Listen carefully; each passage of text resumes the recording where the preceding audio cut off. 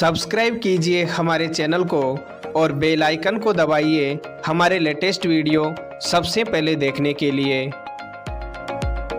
Hello students, welcome back to my YouTube channel SP learning hub. NCERT science solution की classes में आज हम बात करने वाले हैं क्लास 7th का जो 18वां चैप्टर है साइंस का, अपशिष्ट जल की कहानी। इस चैप्टर के क्वेश्चन आंसर्स के बारे में आज हम बात करने वाले हैं। अगर आप चैनल पर नए हैं तो सबसे पहले तो चैनल को सब्सक्राइब कर दीजिए और राइट साइड में जो बेल का आइकन है उसको दबा दीजिए, ताकि जैसे ही नेक्स्ट वीडियो अपलोड हो तो उसकी सूचना आप तक आसानी से पहुंच जाए और आप जुड़े रहें हमारे चैनल के साथ और आपको साइंस सॉल्यूशन समय समय पर मिलता रहे। तो चलिए बिना टाइम वेस्ट के शुरुआत करते हैं आज की क्लास की। और याद रखिए, वीडियो को अंत तक ज़रूर देखिए, तब ही आप वीडियो को समझ पाओगे। अब वीडियो को तो आप पूरा देखते नहीं और फिर कहते हो हमें समझ में नहीं आता। वीडियो को पूरा देखोगे तब ही समझ में आएगा। ओके, चलिए बात करते हैं आज की क्लास में अपशिष्ट जल की कहानी, इस चैप्टर के अभ्यास प्रश्नों के बारे में, क्वेश्चन आंसर्स के बारे में। ये रहा अभ्यास। पहला प्रश्न देखिए, प्रश्न 1 है, रिक्त स्थानों की पूर्ति कीजिए। यानी इसमें आपके सामने 4 प्रश्न दिए हुए हैं और इन चारों प्रश्नों में से रिक्त स्थान की पूर्ति आपको करनी है। तो देखिए, सबसे पहला, जल को स्वच्छ करना को दूर करने का प्रक्रम है। यानी जल को स्वच्छ कर रहे हैं तो किसको दूर कर रहे हैं? तो आपको याद होना चाहिए, जल में क्या पाए जाते हैं? संदूषक पाए जाते हैं। क्या पाए जाते हैं? संदूषक पाए जाते हैं और इन संदूषकों को दूर करने का प्रक्रम है। ठीक, पहला प्रश्न क्लियर। दूसरा, घरों द्वारा निर्मुक्त किए जाने वाला अपशिष्ट जल कहलाता है। क्या कहलाता है? तो ये याद रखिएगा, ये कहलाता है वाहित मल।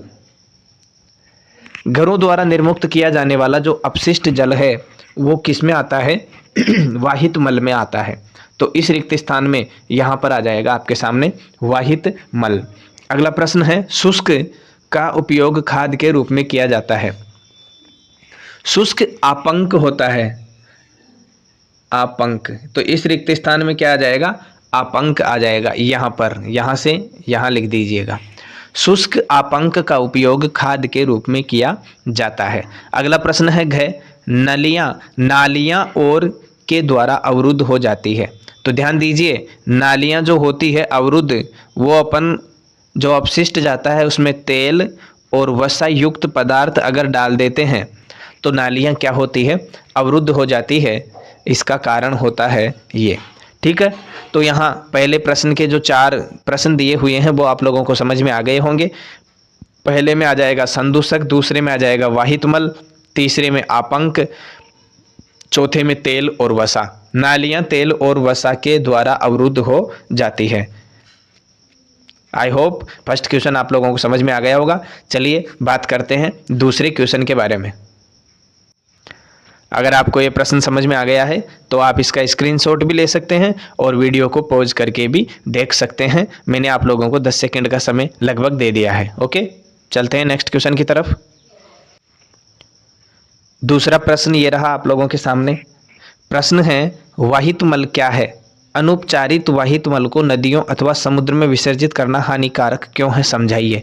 सबसे पहले तो आपको बताना है कि जो वाहित मल है ये क्या है, और अनुपचारित मतलब जिसका उपचार नहीं किया गया है। आप हिंदी में व्याख्यात्मक तौर पर व्याकरण के हिसाब से थोड़ा थोड़ा शब्दों को तोड़कर समझने की कोशिश करें तो बहुत आसान लगेगा। तो यहाँ दिया हुआ है, अनुपचारित वाहित मल को नदियों अथवा समुद्र में विसर्जित करना हानिकारक क्यों है, क्यों नहीं डालना चाहिए, और डालते हैं तो ये किस प्रकार हानिकारक हमारे लिए होता है, इसके बारे में आपको बताना है इस प्रश्न के उत्तर में। ठीक है, देखते हैं इसका उत्तर। देखिए, वाहित मल घरों, उद्योगों, अस्पतालों, कार्यालयों और अन्य उपयोगों के बाद प्रवाहित किए जाने वाला अपशिष्ट जल होता है। जैसे घर में, उद्योग में, अस्पताल में, कार्यालय में और अन्य उपयोग जो हैं उनके द्वारा बाद में बाहर की तरफ जो अपशिष्ट जल भेजते हैं वो वाहित मल कहलाता है। Is that clear? चलिए आगे। इसमें वर्षा जल भी सम्मिलित है, जो तेज वर्षा के समय गलियों में बहता है। वर्षा जल भी इसमें शामिल होता है, क्योंकि बरसात जब होती है तो बहुत तेज गति से पानी बहता है और बरसात का पानी ही, वर्षा का जल ही गलियों में जो नालियाँ होती है उनकी सफाई करके, यानी उस अपशिष्ट को कहाँ ले जाता है? नदी नालों में ले जाता है। सड़कों और छतों से बहकर आने वाला वर्षा जल अपने साथ हानिकारक पदार्थों को ले जाता है। सड़कों और छतों से बहकर आने वाला वर्षा जल अपने साथ हानिकारक पदार्थों को ले जाता है। वाहित मल द्रव रूपी अपशिष्ट होता है। द्रव रूपी वाहित मल जो होता है ना, पदार्थ की द्रव अवस्था में पाया जाता है, याद रखिएगा। इसमें अधिकांश जल होता है जिसमें घुले हुए और निलंबित अपद्रव्य होते हैं। निलंबन की एक अवस्था होती है जिसका अध्ययन आप क्लास 9th में, जो 9th क्लास साइंस का 2nd चैप्टर है, उसमें बात करेंगे इसके बारे में। निलंबित अपद्रव्य होते हैं, इसमें कई बीमारियों को फैलाने वाले रोगाणु होते हैं। रोगाणु किसे कहते हैं? रोग उत्पन्न करने वाले कारक रोगाणु कहलाते हैं। यह भूमिगत जल को प्रदूषित करता है। वाहित मल, हैजा, टाइफाइड जैसी कई बीमारियों को ये वाहक होता है। मतलब वाहित मल जो होता है हैजा, टाइफाइड जैसी बीमारियों को फैलाता है। तो इस प्रकार ये जो दूसरा प्रश्न है आपको अच्छी तरह समझ में आ गया होगा। अब आप इसका स्क्रीनशॉट ले सकते हैं और वीडियो को पॉज करके देख रहे हैं तो बहुत अच्छी बात है। चलिए बात करते हैं नेक्स्ट क्वेश्चन की। तीसरा प्रश्न ये रहा आपकी स्क्रीन पर, तेल और वसाओं को नाली में क्यों नहीं बहाना चाहिए, समझाइए। उत्तर देखिए, खाना पकाने के तेल और वसाओं को नाली में इसलिए नहीं बहाना चाहिए क्योंकि ये पाइपों में कठोर पदार्थों की परत जमा कर उन्हें अवरुद्ध कर देते हैं। ये क्या करते हैं? तेल और वसा जैसे ही पाइपों से गुजरते हैं तो पाइपों में कठोर पदार्थों की परत जमा देते हैं और उनको क्या कर देते हैं? अवरुद्ध यानी बंद कर देते हैं। ठीक है। और खुली नाली में वसा मृदा के रंध्रों को बंद कर देती है। जैसे मान लीजिए ये मिट्टी भरी हुई है यहाँ पर, अब मिट्टी में क्या होते हैं? छोटे छोटे छिद्र होते हैं जिनको रंध्र कहते हैं। और वसा क्या करेगी? इन रंध्रों के छोर पर, किनारों पर क्या करेगी? एक परत सी बना देगी, ये बंद हो जाएंगे। तो मृदा के द्वारा जो जल को छानने की क्षमता है, जिससे उसकी जल को फिल्टर करने की प्रभाविता कम हो जाएगी। मतलब जल को छानने की जो क्षमता है वो कम हो जाएगी। पेंट, विलायक, कीटनाशक, मोटर तेल आदि रसायन उन सूक्ष्म जीवों को मार सकते हैं जो सूक्ष्म जीव मिट्टी में लाभदायक होते हैं, जल के शुद्धिकरण में लाभदायक होते हैं, शुद्धिकरण में सहायक होते हैं, उनको ये मार सकते हैं। कौन? पेंट है, कलर पेंट जो होता है, विलायक, कीटनाशक, मोटर तेल आदि रसायन जो होते हैं उनको मार सकते हैं। इसलिए उन्हें नाली में नहीं बहाना चाहिए और कूड़ेदान में ही फेंकना चाहिए। आई होप ये तीसरा क्वेश्चन आप लोगों को समझ में आ गया होगा। चलते हैं नेक्स्ट क्वेश्चन की तरफ। स्क्रीनशॉट लेना चाहो तो आप स्क्रीनशॉट ले सकते हो। चौथा प्रश्न ये रहा आपके सामने। प्रश्न है, अपशिष्ट जल से स्वच्छ जल प्राप्त करने के प्रक्रम में सम्मिलित चरणों का वर्णन कीजिए। यानी जल कैसा है? अपशिष्ट जल है और इस अपशिष्ट जल को किस में बदलना है? स्वच्छ जल में बदलना है। तो स्वच्छ जल में प्राप्त करने के जो प्रक्रम है, यानी जो चरण है, प्रक्रम में शामिल होने वाले जो चरण हैं वो कौन कौन से हैं, उनके बारे में हमको जानकारी लेनी है। तो देखिए, अपशिष्ट जल के उपचार में भौतिक, रासायनिक और जैविक प्रक्रम सम्मिलित होते हैं। भौतिक भी शामिल होता है, रासायनिक भी शामिल होता है, जैविक प्रक्रम भी शामिल होता है। जो जल को संदूषित करने वाले भौतिक, रासायनिक और जैविक द्रव्यों को पृथक करने में सहायता करते हैं। अच्छा, कौन कौन से चरण हैं आपको दिखाई दे रहे होंगे स्क्रीन पर। 4 चरण होते हैं और इन चारों चरणों के बारे में हम एक एक करके बात करेंगे। सबसे पहले बात करते हैं नंबर 1 चरण। चरण नंबर 1 ये रहा आपके सामने स्क्रीन पर। सर्वप्रथम अपशिष्ट जल को ऊर्ध्वाधर लगी छड़ों से बने सलाखा छन्ने, जिसको बार स्क्रीन कहते हैं, इससे गुजारा जाता है। इससे अपशिष्ट जल में उपस्थित कपड़ों के टुकड़े, डंडियां, डिब्बे, प्लास्टिक के पैकेट, नैपकिन आदि जैसे बड़े साइज के संदूषक अलग हो जाते हैं। यहाँ होता क्या है कि सर्वप्रथम अपशिष्ट जल को ऊर्ध्वाधर लगी छड़ें होती है, जिनको सलाखा छन्ने कहते हैं, बार स्क्रीन कहते हैं, इसमें से गुजारते हैं। तो इसमें से गुजारने पर कपड़ों के टुकड़े, डंडियां, डिब्बे, प्लास्टिक के पैकेट और नैपकिन जैसे बड़ी साइज के संदूषक जो होते हैं ना, वो अलग हो जाते हैं। सबसे पहला प्रक्रम, जैसे जल को अपन देखते हैं तो देखने पर सामान्य स्थिति में कपड़ों के टुकड़े, डंडियां, डिब्बे, प्लास्टिक के पैकेट, नैपकिन वगैरह ऐसे जो संदूषक है ना, ये अपन को दूर से ही दिख जाते हैं जल में। तो सबसे पहला जो प्रायोरिटी है, सबसे पहली बात जो है वो ये है कि ऐसे बड़े साइज के संदूषकों को पृथक करने का प्रक्रम होता है। अच्छा, दूसरा चरण आपके सामने ये रहा। चरण 2 है, अब वाहित अपशिष्ट जल को ग्रिट और बालू अलग करने की टंकी में ले जाया जाता है। क्या करते हैं? वाहित अपशिष्ट जो जल होता है उसको ऐसी टंकी में ले जाते हैं जिसमें क्या किया जाता है, जल को ग्रीट और बालू को पृथक किया जाता है। जल ग्रीट और बालू को पृथक करने वाली टंकी में इनको ले जाते हैं। इस टंकी में अपशिष्ट जल को कम प्रवाह से छोड़ा जाता है, मतलब स्लो स्पीड से इसको डाला जाता है। स्पीड कम होनी चाहिए डालते समय, जिससे उसमें उपस्थित बालू, ग्रीट और कंकड़ पत्थर जो होते हैं ये कहाँ बैठ जाते हैं? पेंदे में बैठ जाते हैं। कौन कौन? बालू, ग्रीट, कंकड़, पत्थर, ये पेंदे में बैठ जाएंगे। और ये पेंदे में बैठ जाएंगे तो ऊपर क्या बच जाएगा बताओ? ऊपर पानी बच जाएगा। फिर उस पानी को फिल्टर करके शुद्ध कर लेंगे। तो ये प्रक्रम दूसरा होता है। तीसरा प्रक्रम ये रहा सामने। फिर जल को एक ऐसी बड़ी टंकी में ले जाया जाता है जिसका पेंदा मध्य भाग की ओर ढलान वाला होता है। जैसा कि मैंने आपको बताया कि मान लीजिए जैसे ये टंकी का पेंदा मान लो ये है, गोल बिल्कुल पेंदा है।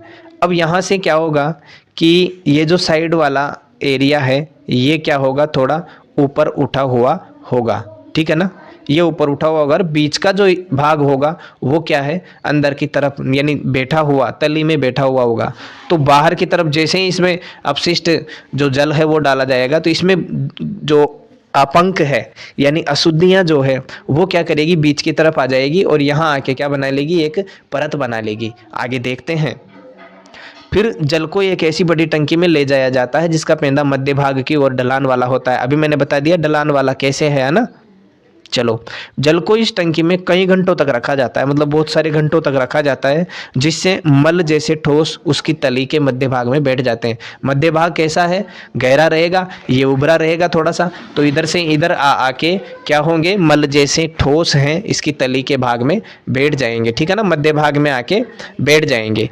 इन अशुद्धियों को खुरचकर बाहर निकाल दिया जाता है। ये क्या होती है? आपंक होते हैं। अब यहाँ पर आपकी एक परिभाषा और क्लियर हो चुकी है। कौन सी? आपंक वाली, कि आपंक या स्लज किसे कहते हैं, ठीक है ना? तो ये आपको यहाँ पर क्लियर हो चुका है।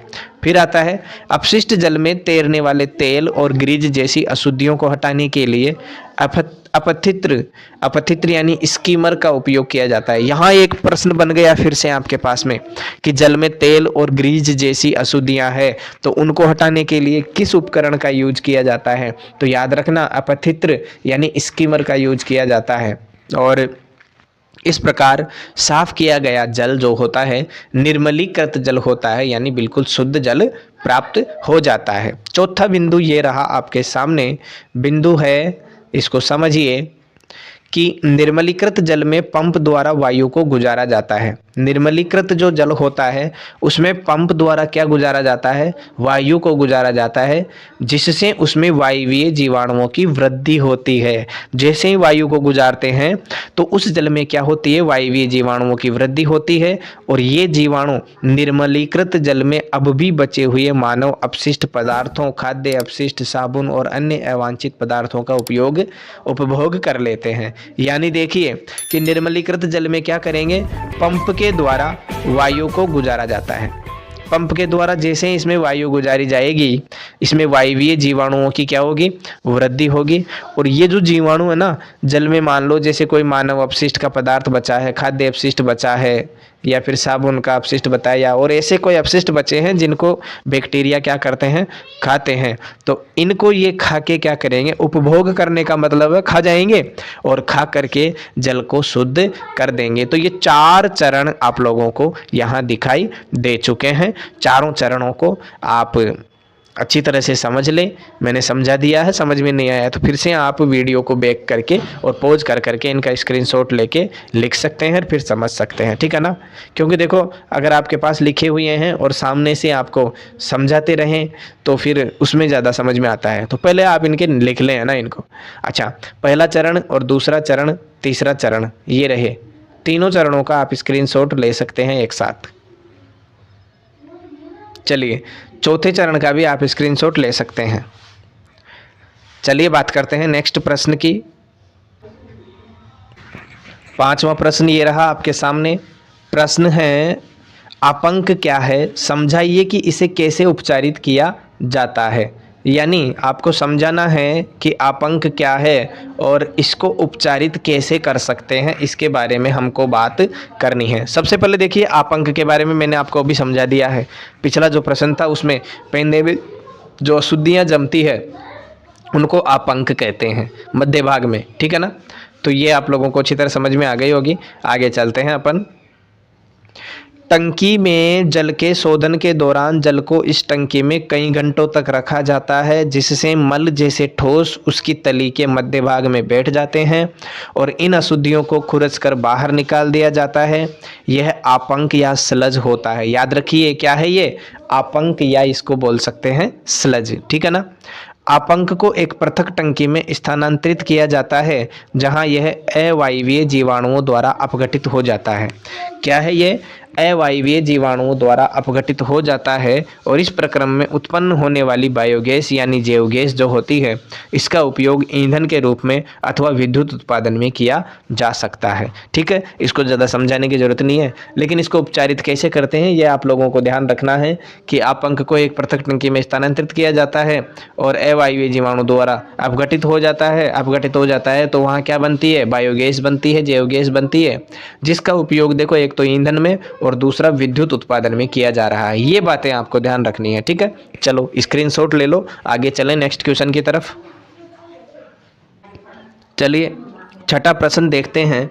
छठा प्रश्न ये रहा आपकी स्क्रीन पर। प्रश्न क्या है ये भी देखना है आपको कि अनुपचारित मानव मल एक स्वास्थ्य संकट है, समझाइए। यानी जो मानव मल होता है उसका उपचार नहीं किया जाता है, तो अनुपचारित मानव मल जो होता है स्वास्थ्य के लिए एक संकट कैसे है ये आप लोगों को समझाना है। ठीक है, ओके, चलिए देखते हैं उत्तर। अनुपचारित मानव मल स्वास्थ्य संकट का एक कारक है। इससे जल और मृदा का प्रदूषण हो सकता है। क्या हो सकता है, जल का और मृदा का प्रदूषण हो सकता है। सतह पर उपलब्ध जल और भौम जल दोनों मानव मल से प्रदूषित हो जाते हैं। क्या होता है देखिए, मानव के लिए कैसे स्वास्थ्य के लिए संकट का एक कारक है, इसमें जल और मृदा का जो होता है प्रदूषण हो सकता है, पहली बात। दूसरी बात, सतह पर उपलब्ध जल और भौम जल दोनों ही, सतह पर उपलब्ध जल यानी सतही जल और भौम जल जो भूमि में पाया जाता है, वो दोनों ही मानव मल से संदूषित हो जाते हैं। ये दूसरी बात। अगला क्या है, भौम जल कुओं, ट्यूबवेल, नलकूपों, झरना और अनेक नदियों के लिए जल का स्रोत होता है, सब जानते हो। इसके कारण इनमें हैजा, टाइफाइड, पोलियो, मेनिंजाइटिस, हेपेटाइटिस और पेचिस जैसे रोग पैदा होते हैं। यानी अगर मान लीजिए जैसे भौम जल है या सतही जल है, इसमें अगर अनुपचारित मानव मल डाला जाता है और उससे ये संदूषित हो जाते हैं, तो याद रखिए इससे आपको हैजा, टाइफाइड, पोलियो, मेनिंजाइटिस, हेपेटाइटिस और पेचिस जैसी बीमारियां हो सकती है। अब आप सोचिए कि अपना एक कदम अपन क्या करेंगे, एक कदम उठाएंगे, कौन सा, कि मानव जो मल है उसको हम अनुपचारित मानव मल को, यानी मानव मल जो है वो बिल्कुल जैसे एक भारत सरकार की योजना है स्वच्छ भारत स्वच्छ मिशन, स्वच्छता अभियान वाला जो है, उसमें क्या है, घर से बाहर शौच के लिए जाने से मना किया जाता है, शौचालय बने हुए हैं। तो इसमें क्या करना पड़ता है कि शौचालय का ही यूज करें, तो अपन देखो कितनी बीमारियों से बच सकते हैं, हैजा, टाइफाइड, पोलियो, मेनिंजाइटिस, हेपेटाइटिस और पेचिस, इन रोगों से हम बच सकते हैं। अब बचेंगे कब, जब शौचालय का यूज करेंगे, बाहर शौच के लिए नहीं जाएंगे, किसी जलाशय के आसपास शौच नहीं करेंगे तब। ठीक है समझ गए होंगे आप मेरी बात को। तो चलिए इसका स्क्रीनशॉट ले लो, फिर आगे चलते हैं नेक्स्ट क्वेश्चन की तरफ। अगला सातवां प्रश्न ये रहा आपके सामने। प्रश्न है कि जल को रोगाणु नाशित, रोगाणु मुक्त करने के लिए उपयोग किए जाने वाले दो रसायनों के नाम लिखिए। यानी जैसे जल है कैसा है, रोगाणु युक्त है, यानी रोगाणु उसमें मिले हुए हैं। तो रोगाणु मुक्त करने के लिए जो दो रसायन हैं उनका नाम आपको बताना है। तो देखिए सबसे पहला तो है क्लोरीन। क्लोरीन क्या है, Cl इसका प्रतीक होता है, अगर गैस के रूप में लिखते हैं तो Cl2 लिखना पड़ेगा। अच्छा, ओजोन क्या है, ओजोन वायुमंडल की एक परत होती है जो हमारे सूर्य का प्रकाश आता है उसमें जो अल्ट्रावायोलेट रेज जो आती है, पराबैंगनी किरणें आती है, उनका ये अवशोषण करती है और उनको हमारे तक नहीं पहुंचने देती, जिससे हमारे ऊपर होने वाले हानिकारक प्रभाव से हम बच सकते हैं। तो इसका फॉर्मूला ओजोन का होता है O3। याद रखिए दोनों का मैंने आपको बता दिया है। तो क्लोरीन और ओजोन दोनों मैंने आपको बता दिए हैं। क्लोरीन का प्रतीक हो गया Cl, ओजोन का हो गया O3। गैस के रूप में Cl को Cl2 लिखते हैं, ये भी ध्यान रखिएगा आप। लेकिन यहाँ पर तो क्या आएगा, Cl ही आएगा और यहाँ पर O3, ठीक है ना। रोगाणु, जल को रोगाणु मुक्त करने के लिए दो रसायनों का यानी क्लोरीन और ओजोन का आप यूज कर सकते हैं। चलिए बात करते हैं अगले प्रश्न की। 8वां प्रश्न ये रहा आप लोगों के सामने। प्रश्न है, अपशिष्ट जल उपचार संयंत्र में शलाका छन्नों के कार्यों को समझाइए। अब देखिए ये प्रश्न आपको पिछले 5वें या 6ठे क्वेश्चन के आसपास जो है उसमें आपको मैंने चौथे क्वेश्चन में शलाका जो वहाँ प्रकरण आए थे, मतलब प्रक्रम में कारक जो थे उनमें बताया था मैंने, शलाका छन्ने वहाँ पर आया था। तो वहाँ पर अगर आप लोगों ने सही अच्छी तरह से समझा होगा तो ये समझ में आ गया होगा। बताया गया है अपशिष्ट जल उपचार संयंत्र में शलाका जो छन्ने होते हैं ऊर्ध्वाधर पाइप होते हैं जिनमें से मोटे कचरे को बाहर निकाला जाता है, अपशिष्ट जो सामने से दिख जाते हैं, ठीक है ना। अपशिष्ट जल में बड़े आकार के कई संदूषक जैसे कपड़े के टुकड़े, डिब्बे, प्लास्टिक की थैलियाँ, नेपकिन, डंडियाँ आदि विद्यमान होते हैं और इन अपशिष्ट जल को ऊर्ध्वाधर लगी छड़ों से बनी शलाका छन्नों में से गुजार कर पृथक कर दिया जाता है, जिससे बड़े आकार के संदूषक अपशिष्ट जल से अलग हो जाते हैं। तो इसको मुझे ज़्यादा समझाने की जरूरत नहीं है क्योंकि पहले मैंने समझा दिया है। तो आप इसका स्क्रीनशॉट ले लो, फिर आगे चलते हैं आगे नेक्स्ट क्वेश्चन की तरफ। अगला 9वां प्रश्न ये रहा आप लोगों के सामने। प्रश्न है, स्वच्छता और रोग के बीच संबंध को समझाइए। अच्छा, स्वच्छता और रोग के बीच क्या संबंध स्थापित कर सकते हैं, इनके बारे में हम कौन सा संबंध स्थापित कर सकते हैं उसके बारे में बताना है। तो स्वच्छता और रोग का आपस में गहरा संबंध है। गंदगी एवं दूषित पेयजल विभिन्न बीमारियों का कारण बनते हैं। इससे एक नहीं, घर में सभी लोग बीमार होंगे। याद रखिए, स्वच्छता और रोग का जो होता है बहुत गहरा संबंध होता है। गंदगी और संदूषित पेयजल से बहुत सारी बीमारियां होती है जिनके बारे में आप लोगों को मैं बता चुका हूँ। दूषित पेयजल जो होगा उसमें हैजा, पेचिस, टाइफाइड ऐसी बीमारियां हो जाती है और इससे घर में एक ही नहीं, घर के सभी लोग बीमार हो सकते हैं, ठीक है ना।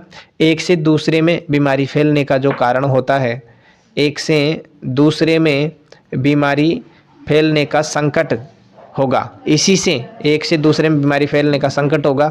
यदि स्वच्छता होगी तो कोई बीमारी नहीं होगी, इसलिए हमें स्वच्छता की ओर विशेष ध्यान देना चाहिए। यानी हमको किसको अपनाना चाहिए, स्वच्छता को अपनाना चाहिए। अगर हम स्वच्छता को अपनाते हैं तो ये हमारा विश्वास होना चाहिए। मैं आपको विश्वास दिलाता हूँ कि स्वच्छता को अगर अपना लिया अपन ने, किसको, स्वच्छता को, अगर स्वच्छता को अपना लिया तो हम क्या है, निरोगी हो जाएंगे, कन्फर्म है, निरोगी हो जाएंगे। तो स्वच्छता जो यहाँ देखो मैंने बहुत अच्छी तरह सजा के लिखा है, इसको अच्छे से आपको देखना है और स्वच्छता अपनानी है। ज़िंदगी में स्वच्छता अगर है, देखो कहते हैं कि शारीरिक स्वच्छता ही मानसिक स्वच्छता का प्रतीक होती है। अगर अपन शारीरिक रूप से स्वच्छ है तो मानसिक रूप से भी अपन स्वच्छ होंगे और हमारा दिमाग कैसा होगा, बहुत तेज होगा, बहुत इंटेलिजेंट अपन होंगे। तो स्वच्छता का बहुत महत्व होता है, ठीक है। अगला 10वां प्रश्न ये रहा। प्रश्न है, स्वच्छता के संदर्भ में एक सक्रिय नागरिक के रूप में अपनी भूमिका को समझाइए। स्वच्छता के संदर्भ में मान लीजिए आप एक सक्रिय नागरिक हैं, तो उसके रूप में आपकी क्या भूमिका हो सकती है, आप अपने मन से क्या भूमिका निभाएंगे उसके बारे में समझाना है। तो उत्तर देखिए, नगर पालिका या ग्राम पंचायत को गंदगी, कूड़ा करकट की सूचना देना। सबसे पहला काम हम ये करेंगे कि हमारे आसपास मान लीजिए कोई गंदगी हो रही है, कूड़ा करकट हो रहा है, तो सबसे पहले तो हम जिस क्षेत्र में रह रहे हैं उस क्षेत्र का जो मुखिया है, यानी नगर पालिका वाले क्षेत्र में है तो नगर पालिका, ग्राम पंचायत में है तो ग्राम पंचायत के मुखिया को, दोनों मुखिया को हम क्या करेंगे, गंदगी और कूड़ा करकट की सूचना देंगे।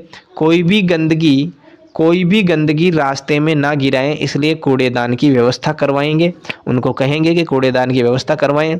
साफ जगह और लोगों को स्वास्थ्य के लिए जागरूक करें। कहीं पे जैसे स्लोगन बने रहते हैं, पोस्टर बनाए जाते हैं पेंट से, तो वो बनवाएंगे पब्लिक प्लेस पर और सफाई करने में लोगों की सहायता करेंगे। अगर कोई व्यक्ति साफ सफाई कर रहे हैं तो हम उनको मोटिवेट करेंगे, हम उनकी हेल्प करेंगे, और हेल्प भी नहीं कर सकते तो कम से कम मोटिवेट तो करना चाहिए। कोई गंदगी कर रहा है तो उसको मना करना चाहिए, इतना तो हमारा कर्तव्य बनता है। तो एक सक्रिय नागरिक, अगर प्रत्येक व्यक्ति एक सक्रिय नागरिक बन जाए तो हमारा जो देश है, एक जो स्वच्छ भारत मिशन वाला प्रोग्राम चल रहा है उसको सफल बनाया जा सकता है। तो स्क्रीनशॉट ले लीजिए, फिर आगे चले।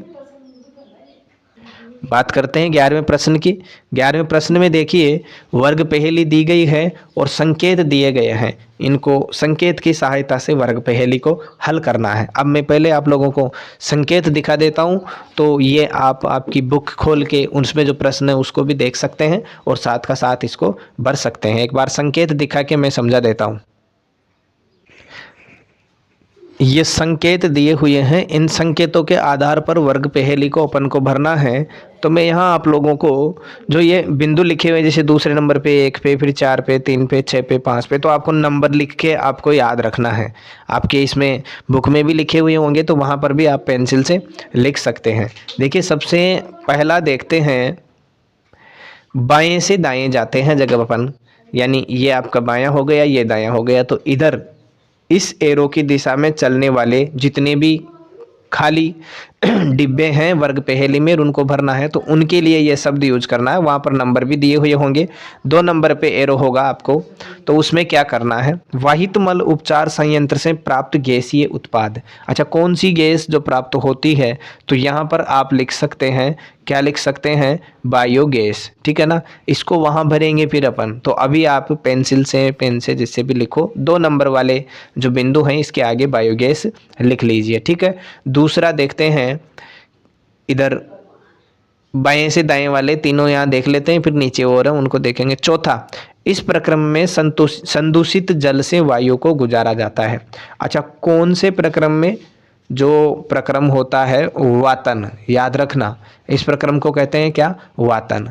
और ये 4 नंबर पे है। 6 नंबर पे क्या दे रखा है, वाहित मल ले जाने वाले पाइपों की व्यवस्था जो होती है उसे क्या कहते हैं, उपचार संयंत्र कहते हैं। क्या कहते हैं, उपचार संयंत्र कहते हैं। तो 6 नंबर के आगे आप लिखेंगे उपचार संयंत्र। अब इधर आ जाओ,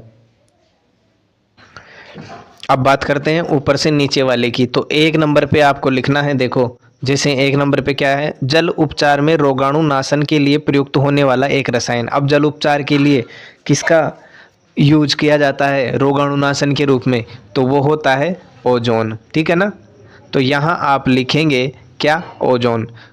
जो बुक है ना उसमें ही पेंसिल से लिख लो, फिर भरने में आसानी रहेगी। तीसरे नंबर पे देखिए, वह सूक्ष्म जीव जो ऑक्सीजन की अनुपस्थिति में जैव पदार्थों का विघटन करते हैं। ऑक्सीजन की अनुपस्थिति में भी जैव पदार्थों का विघटन करते हैं, और वो पता है कौन होते हैं, वो होते हैं जीवाणु, जिनको हम बैक्टीरिया कहते हैं। ठीक है ना, अगला 5 नंबर पे है, ऊपर से नीचे की तरफ जाएंगे तो संदूषित जल। और संदूषित जल क्या होता है, अपशिष्ट जल होता है। याद रह जाएगा, अपशिष्ट जल। चलो, तो ये 6 तो आपने लिख लिए, 1 2 3 4 5 6 तक आपने लिख लिए, और पूरे आपको अच्छी तरह समझ में भी आ गए होंगे। बाकी के जो बच रहे हैं संकेत वो भी मैं आप लोगों को बता देता हूँ। ये देखिए 3 और बच रहे हैं, 6 8 9, 7वां किधर गया फिर, अभी देखता हूँ, मैं बताता हूँ। आप ये देखिए 3 तो, 8वां 6ठा और 9वां, ये तो देखो 8वां क्या है, उपयोग के बाद नालियों में बहता जल। उपयोग के बाद में नालियों में जो जल बहेगा उसे क्या कहते हैं, उसे कहते हैं वाहित मल। क्या कहते हैं, वाहित मल। ठीक है, 6 नंबर पे देखिए, वह स्थान जहाँ वाहित मल से प्रदूषक पृथक किए जाते हैं, और वो क्या कहलाता है, वो कहलाता है उपचार संयंत्र कहलाता है। ठीक है ना, क्या कहलाता है, उपचार संयंत्र कहलाता है। 9वां, अनेक व्यक्ति इसका विसर्जन खुले स्थानों में करते हैं, और ये आप लोग भी अच्छी तरह जानते हो कि खुले स्थान में किसका विसर्जन करते हैं लोग, बहुत सारे लोग हैं, वो मल का। ठीक है ना, तो ये यहाँ पर आप लिख लीजिए बुक में। 8वें नंबर के आगे वाहित मल लिख दीजिए, 6 नंबर के आगे उपचार संयंत्र लिख दीजिए, और 9 नंबर के आगे मल लिख दीजिए। ठीक, चलते हैं आगे। 7 नंबर पे यहाँ कुछ लिखा हुआ नहीं था, तो वो 7 नंबर वाला मैं लिख के आपको बता देता हूँ कि 7 नंबर पे क्या यहाँ लिखना है। और आपको बुक में तो लिखा हुआ मिलेगा कि वाहित मल, क्या, वाहित मल ले जाने वाले, वाहित मल ले जाने वाले पाइपों की व्यवस्था, वाहित मल ले जाने वाले पाइपों की व्यवस्था। इसके लिए एक शब्द यूज करेंगे, कौन सा शब्द क्या होगा उसको आपको पता होना चाहिए, वो होता है सीवर।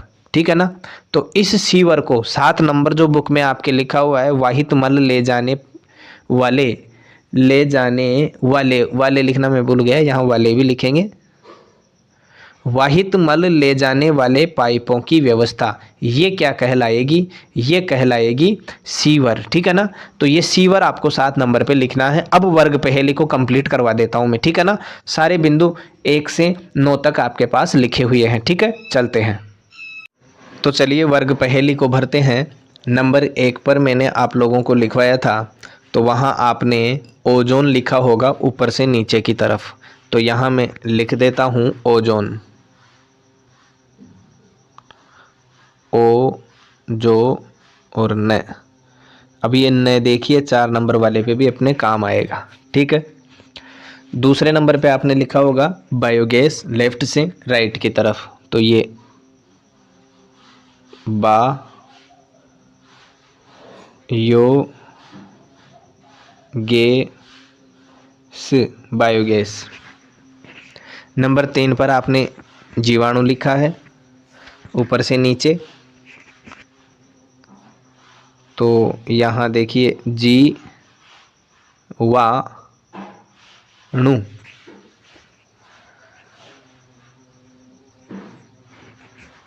नंबर 3 पर ऊपर से नीचे जीवाणु। नंबर 4 पर लेफ्ट से राइट लिखा है आपने वातन। तो ये वातन। ठीक है, बन गया। अगला नंबर 5 पर ऊपर से नीचे की तरफ आपने लिखा है अपशिष्ट जल।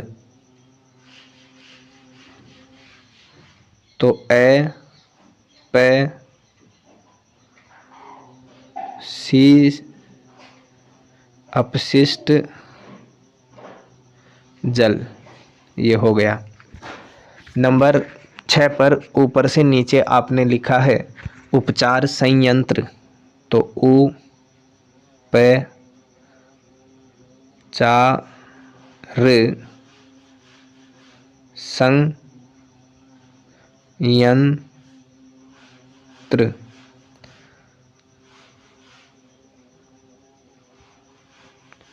उपचार संयंत्र। नंबर 7 पर आपने लेफ्ट से राइट लिखा है सीवर। तो देखिए अपन यहाँ लिखेंगे सी व रे, ऑलरेडी लिखा हुआ आ गया। इसका मतलब ये वर्ग पहेली सही है। 8 पर आपको मैंने लिखवाया था वाहित मल। तो देखिए वा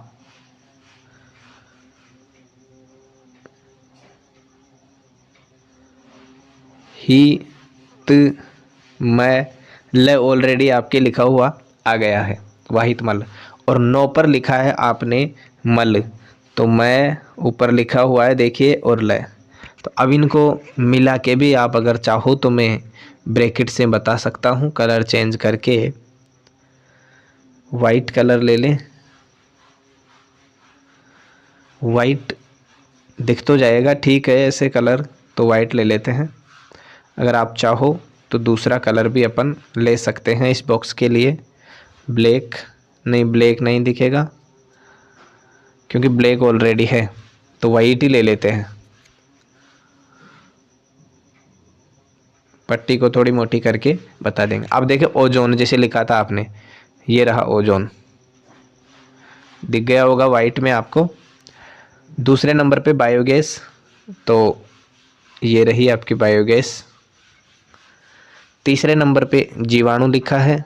तो तीसरे नंबर पे जीवाणु, ये रहा। 4 नंबर पर वातन। तो देखिए वातन यहाँ से शुरू हो रहा है, इधर चल गया, ये आ गया, ये वातन। 5 नंबर पर अपशिष्ट जल। तो ये देखिए ये रहा अपशिष्ट जल।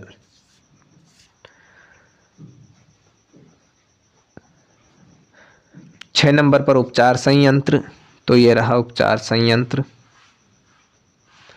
7 नंबर पर है सीवर, तो ये आ गया सीवर। 8 नंबर पर वाहित मल, तो ये आ गया वाहित मल। 9 नंबर पर मल, तो ये रहा 9 नंबर पर मल। अब ऐसे करते हैं, ये खड़ी लाइनें जो है इनको मैं अलग कलर से कर देता हूँ, ठीक है ना।